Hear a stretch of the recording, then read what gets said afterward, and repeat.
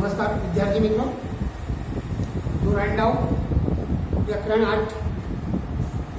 આપણે ભાગ 3માં જોયું એ પ્રમાણે બંધારણના જે મૂળભૂત લક્ષણો છે એની ચર્ચા કરતા હતા, જેમાં લિખિત દસ્તાવેજ, બંધારણનું પદ, એક જ નાગરિકત્વ વિશેની ચર્ચા કરી, મજબૂત અને કેન્દ્રવાળું સમવાયતંત્રની ચર્ચા કરી. હવે આપણે જોઈએ કેટલીક એમાં કેટલીક વિશિષ્ટ શેષ જે સેવાઓ હતી એ શેષ સત્તાઓ જે વિષયમાં કેન્દ્ર અને રાજ્યો વચ્ચે સત્તાની સ્પષ્ટ રીતે વહેંચણી થઈ શકી નથી એ વિષયનો સમાવેશ આ શેષ સત્તાઓમાં એમાં આપવામાં આવ્યો છે. આ વધારાના વિષયો કે શેષ સત્તાઓ કાયદો ઘડવાની કે કાયદાઓમાં ફેરફાર કરવાની સંપૂર્ણ સત્તા એ કેન્દ્ર સરકાર એટલે કે સંસદને આપવામાં આવેલી છે. ભારતમાં કેન્દ્ર અને રાજ્યો વચ્ચે નાણાકીય સંસાધનોની પણ વહેંચણી કરવામાં આવી છે. આબકારી જગત, આયાત નિકાસ જગત, ઇન્કમ ટેક્સ એટલે કે આવકવેરો અથવા તો વધુ આવકો ધરાવતા જે કંઈ કરવેરા છે તે કરવેરા કેન્દ્રને ફાળવવામાં આવે છે. જ્યારે વેચાણ વેરા છે, મનોરંજન વેરા છે, મહેસૂલ છે, શિક્ષણ વેરો છે અથવા તો ઓછી આવક ધરાવતી જે સાધનો છે જે તે રાજ્યને ફાળવવામાં આવે છે. આના કારણે કેન્દ્ર પાસેથી ગ્રાન્ટ સ્વરૂપે આર્થિક સહાયનો આધાર રાજ્યોએ કેન્દ્ર ઉપર રાખવો પડતો હોય છે. આગળ કટોકટીના સમયે એક તંત્રી વ્યવસ્થા. આમાં કટોકટી ભારતના બંધારણમાં 3 પ્રકારની કટોકટીઓની ચર્ચા કરવામાં આવેલી છે. એક તો યુદ્ધ હોય એ સમય, બાહ્ય આક્રમણ અથવા તો દેશમાં સશસ્ત્ર બળવો જ્યારે ઊભો થાય એવા સંજોગોમાં જ્યારે રાષ્ટ્રની સલામતી જોગવાય ત્યારે આવી પરિસ્થિતિમાં દેશમાં સલામતી વિશે કટોકટી જાહેર કરવામાં આવે છે. બીજી જે કટોકટી છે એ કોઈ પણ રાજ્યમાં જ્યારે કાયદા અને વ્યવસ્થાની જે પરિસ્થિતિ છે, જ્યારે કાયદો અને વ્યવસ્થા પડી ભાંગે અથવા તો બંધારણીય જોગવાઈઓ અનુસાર રાજ્ય સરકાર એ પ્રમાણે ચાલી ન શકે તો એ સમયે કેન્દ્ર સરકાર ત્યાં બંધારણીય કટોકટી જાહેર કરી શકે છે અને જે તે રાજ્યમાં રાષ્ટ્રપતિ શાસન લાગુ પાડી શકે છે. ત્રીજી કટોકટી ક્યારે જાહેર કરી શકાય તો આપણે કહી શકીએ બંધારણમાં એ પ્રમાણે જણાવ્યું છે કે સતત ભાવ વધારાને કારણે નાણાંનું જ્યારે ઝડપથી ધોવાણ થતું હોય, મૂલ્યનું ધોવાણ થતું હોય ત્યારે નાણાકીય કટોકટી જાહેર કરી શકાય છે. આ કટોકટીની ત્રણેય જોગવાઈઓ હેઠળ આપણું સમવાય તંત્ર એકંદરે એક તંત્રી વ્યવસ્થામાં ફેરવાઈ જાય છે. એટલા સમય પૂરતું સમવાય તંત્ર જે છે ભારતનું એ સ્થગિત થઈ જાય છે. બંધારણ, ભારતીય બંધારણનું બીજું લક્ષણ છે દ્વિગૃહી પ્રથા. લોકો દ્વારા ચૂંટાયેલી પ્રતિનિધિઓમાંથી બનેલી લોકસભા છે. લોકસભામાં જ સાચી સત્તા સ્થપાયેલી છે. સંસદના 2 ગૃહ છે, ઉપલો ગૃહ અને નીચલો ગૃહ. લોકસભા છે એટલે કે ઉપલો ગૃહ રાજ્યસભા છે અને નીચલું ગૃહ એ લોકસભા છે. પ્રધાનમંડળની રચના એ સંસદ સભ્યોમાંથી કરવામાં આવે છે. પ્રધાનમંડળ એ સંસદને જવાબદાર છે. પ્રધાનમંડળમાં લોકસભાનો વિશ્વાસ ધરાવે ત્યાં સુધી સત્તા પર રહી શકે છે. પ્રધાનમંડળમાં અત્યંત મહત્વના નિર્ણયો લેવામાં આવતા હોય છે. કેન્દ્રમાં રાષ્ટ્રપતિના નામે તથા રાજ્યમાં રાજ્યપાલ એટલે કે ગવર્નરના નામે વહીવટ ચાલતો હોવા છતાં ખરેખર સત્તામાં વડાપ્રધાનની આગેવાની હેઠળના પ્રધાનમંડળ અને રાજ્યોમાં મુખ્ય પ્રધાનના વડપણ હેઠળનું પ્રધાનમંડળ વહીવટી અને સર્વોપરી કારોબારી સત્તા ભોગવે છે. રાજ્યનું જે પ્રધાનમંડળ છે તે વિધાનસભાને જવાબદાર હોય છે. લોકસભા એ કાયમી ગૃહ નથી, પરંતુ લોકસભાની મુદત એ 5 વર્ષની હોય છે. રાજ્યસભામાં સભ્યો ચૂંટાઈને રાજ્યસભાના સભ્યો રાજ્યની વિધાનસભામાં ચૂંટાઈને આવેલા ધારાસભ્યોને ચૂંટે છે, જે તે રાજ્યનું પ્રતિનિધિત્વ કરે છે. રાજ્યસભામાં વિવિધ ક્ષેત્રના નિષ્ણાત અનુભવી એવા 12 સભ્યોની રાષ્ટ્રપતિ પસંદગી કરે છે. રાજ્યસભા એક કાયમી ગૃહ છે. એના 1/3 સભ્યો દર 2 વર્ષે નિવૃત્ત થાય છે. એને એટલા જ સભ્યોની પસંદગી રાષ્ટ્રપતિ ફરીથી પસંદગી કરે છે. રાજ્યસભા કાયમી ગૃહ છે. 1/3 સભ્યો દર વર્ષે નિવૃત્ત થાય છે અને એટલા જ સભ્યો ફરીથી ચૂંટાવાને પાત્ર છે. રાજ્યસભાનો સભ્ય 6 વર્ષ સુધી સભ્યપદ ધરાવે છે. રાજ્યસભાની સત્તા એ પ્રમાણમાં ઓછી છે, જ્યારે લોકસભાની સત્તાઓ વિશેષ છે, ચડિયાતી છે અને નિર્ણાયક છે. એટલે એ રાજ્યસભાનું સંપૂર્ણપણે વિસર્જન થતું નથી. બીજો મુદ્દો છે સ્વતંત્ર, નિષ્પક્ષ અને એકીકૃત ન્યાયતંત્ર. ભારતનું જે ન્યાયતંત્ર છે બંધારણની જોગવાઈ અનુસાર સળંગ, સ્વતંત્ર, નિષ્પક્ષ અને એક સૂત્રીય ન્યાયતંત્રની સ્થાપના આપણા દેશમાં કરવામાં આવેલી છે, જેની ટોચ ઉપર સૌથી ઉપર સર્વોચ્ચ અદાલત છે. મધ્યમાં રાજ્ય કક્ષાની અદાલતો છે, વડી અદાલત છે અને નીચેની તરફ એ જિલ્લા કક્ષાની તાબાની તમામ અદાલતો એમાં આવેલી છે. સર્વોચ્ચ અદાલતના ચુકાદામાં ભારતમાં આવેલ તમામ અદાલતો માટે બંધનકર્તા છે. એટલે કે સર્વોચ્ચ અદાલત જે કંઈ ચુકાદો આપે એ દરેક અદાલતોએ માન્ય રાખવો પડતો હોય છે. ન્યાયતંત્ર એ કારોબારી તંત્રથી સ્વતંત્ર છે. બંધારણના રક્ષક અને વાળી તરીકે ન્યાયતંત્ર એ દેશના નાગરિકોનું રક્ષણ કરે છે. હવે આપણે જોઈએ કે બંધારણમાં સુધારો, તો બંધારણમાં સુધારો કરી શકાય? હા કે ના? જો કરી શકાય તો કેવી રીતે કરી શકાય? એના માટે આપણે બંધારણમાં સુધારો કરવા માટે શું જોગવાઈઓ આપેલી છે એની આપણે ચર્ચા કરીએ. ભારતીય બંધારણ અન્ય દેશોના બંધારણ કરતાં પરિવર્તનશીલ છે. સમય અને સંજોગો અનુસાર એમાં બંધારણમાં ફેરફાર કરવાની જરૂરિયાત ઊભી થાય છે.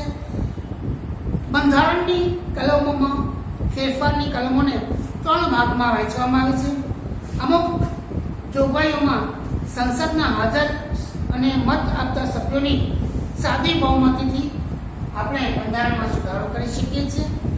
બીજું છે અમુક જોગવાઈઓમાં સંસદ અને બંને ગૃહોની કુલ સભ્યોની બહુમતી હાજર તેમજ મત આપતા સભ્યોના 2/3 સ્પષ્ટ બહુમતી હોય તો બંધારણમાં ફેરફાર કરી શકાય છે.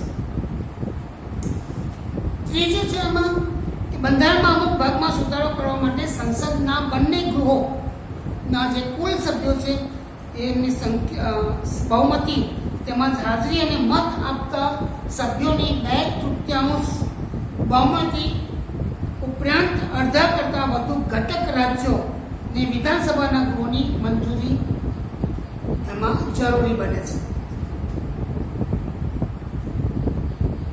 કેન્દ્ર અને રાજ્યના આંતરસંબંધો કે ન્યાયતંત્રના માળખામાં સુધારો કરવાનો હોય ત્યારે રાજ્યના ઓછામાં ઓછા અડધા રાજ્યોની સંમતિથી બંધારણમાં સુધારો કરી શકાય છે.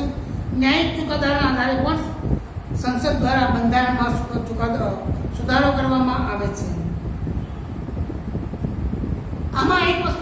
આપવામાં આવે છે કે બંધારણનું જે મૂળભૂત માળખું છે એ મૂળભૂત માળખામાં કોઈ પણ પ્રકારનો ફેરફાર કરી શકાતો નથી.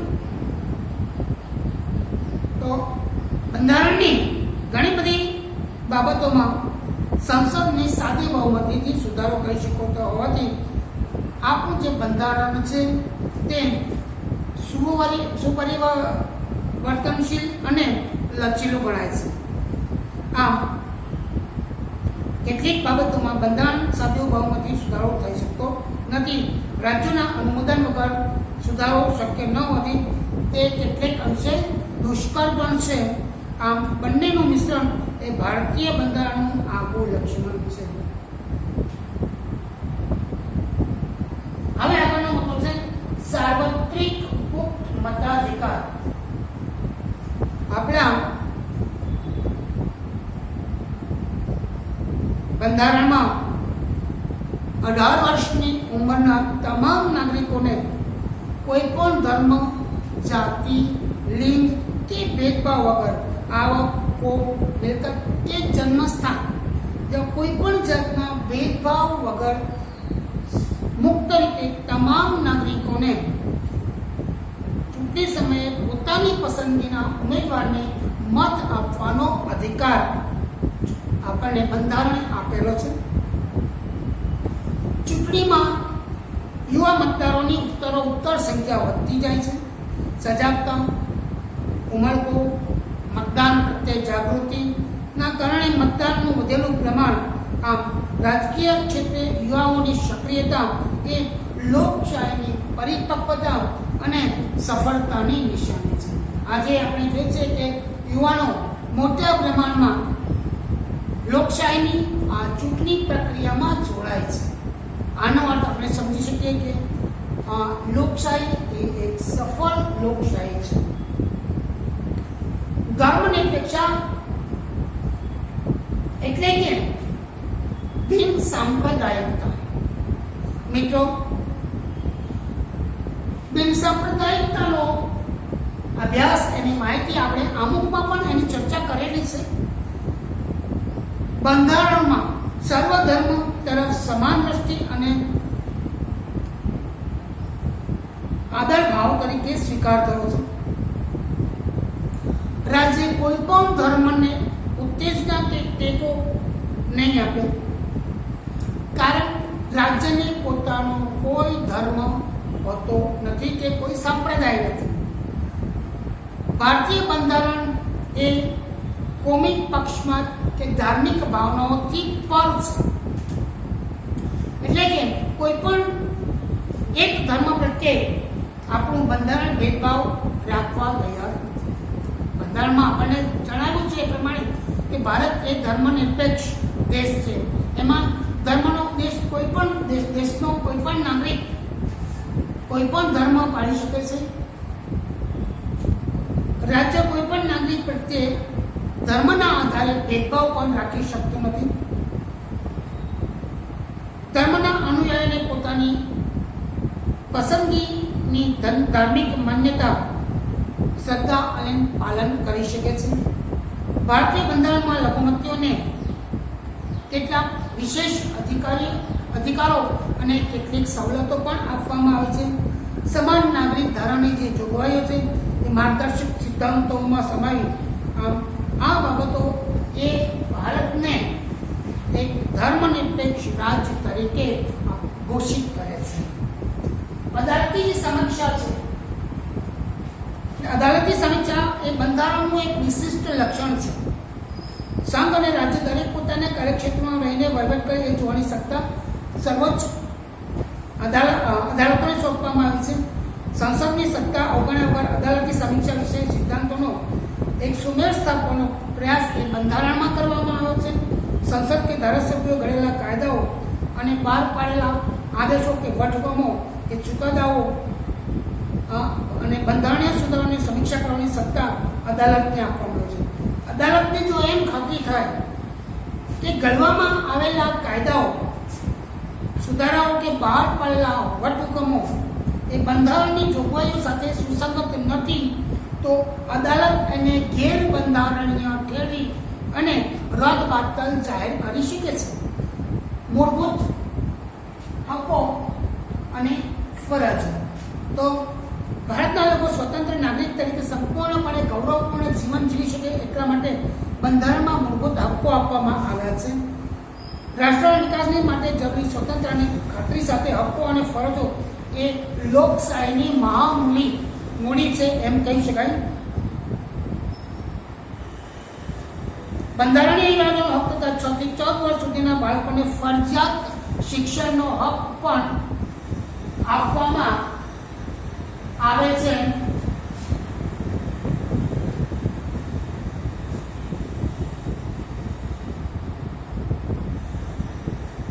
રાજનીતિના માર્ગદર્શક જે સિદ્ધાંતો એ લોકોના રક્ષણ સલામતી સાથે કલ્યાણ સાધવાનો પ્રયાસ રાજ્ય કરવાનો છે.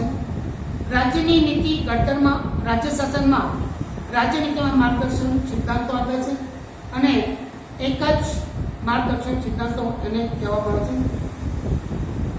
છેલ્લે પછાત વર્ગો અને આદિજાતિઓ માટેની આપણા બંધારણમાં કેટલીક જોગવાઈઓ આપેલી છે.